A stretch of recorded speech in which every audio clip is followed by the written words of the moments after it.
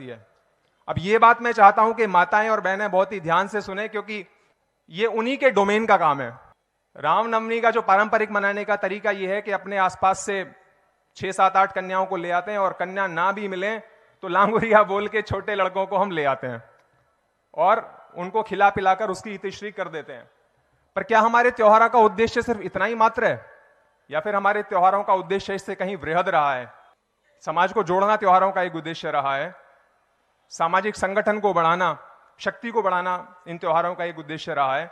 तो उस उद्देश्य की प्राप्ति इस पार्टिकुलर त्योहार के माध्यम से कैसे करी जाए? अर्थ में प्रपंच करना, जैसे बाकी लोग कर रहे हैं वैसे कर देना, वो तो हमको समझ में नहीं आया। तो श्रीमती जी से बात की गई, माता जी से बात की गई, परिवार में अन्य लोगों से बात की गई, और अंतिम विचार ये बना कि इस बार रामनवमी को अपने समुदाय के, अपने आस पड़ोस की कन्याओं के साथ में ना मनाकर वाल्मीकि समाज की कन्याओं के साथ में मनाया जाए। घर के सभी लोग इस बात के लिए सहमत हो जाते हैं। माता जी वाल्मीकि समाज में अप्रोच कर वाल्मीकि समाज से कन्याओं को आमंत्रित कर देती हैं। अब जब कन्याएं आ गई हैं तो अभी हमारे ऊपर निर्भर करता है कि हम रामनवमी के त्योहार को उनके साथ में किस तरीके से मनाते हैं। हमको क्या करना था? यज्ञ में बिठा दिया। अब यज्ञ में बिठा तो दिया उनको बेचारों को, पर वाल्मीकि समाज है, ये तो इतने कटे हुए हैं कि वैदिक धर्म का हुआ तो छोड़ दिया, उनको हिंदू धर्म का है भी नहीं पता। उनकी बेचारों की गलती नहीं है, हमारी गलतियां हैं। खैर, यज्ञ हो गया, तो यज्ञ के बाद में उनसे हम गायत्री मंत्र से तब तक आहुतियां डलवाते रहे उन बच्चों से जब तक कि वो गायत्री मंत्र का उच्चारण करना कम से कम नहीं सीख गए। श्रीमती जी उनको उपहार आदि देने लगी, भोजन आदि की व्यवस्था करने जाने लगी, तो उनको उपहार देते समय एक बच्ची के गले पर मेरी नजर पड़ती है, और उस गले में वही लॉकेट था जो आप लोग सोच रहे हैं। तो मैंने उससे पूछा, बेटा ये आपको कहां से मिला है?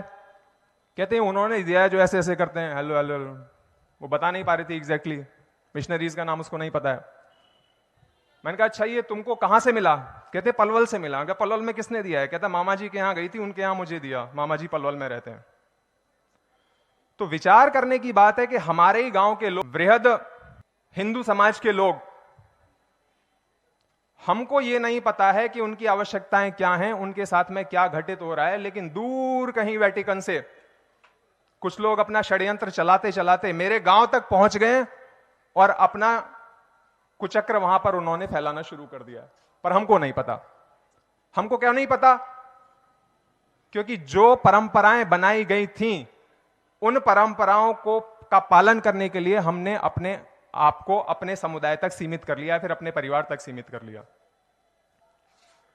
तो अगर हम ये आउटरीच करने का प्रयास ना करते तो मुझे कभी नहीं पता चलता कि मिशनरीज मेरे गांव तक पहुंच चुकी हैं। तो यहां पर जो संदेश मैं छोड़ना चाहता हूं इस घटना के माध्यम से, वो संदेश मैं ये छोड़ना चाहता हूं कि भारत त्योहारों का देश है। वर्ष भर यहां पर कोई ना कोई त्योहार लगा ही रहता है। तो इन त्योहारों को अगर हम एक पगडंडी के रूप में देखें, कैसी पगडंडी? वो पगडंडी जो कि हमको दूसरे समाजों के बीच में हमारी पैठ बनाने में सहायता कर सकती है, वंचित समाजों तक हमको लेकर जा सकती है।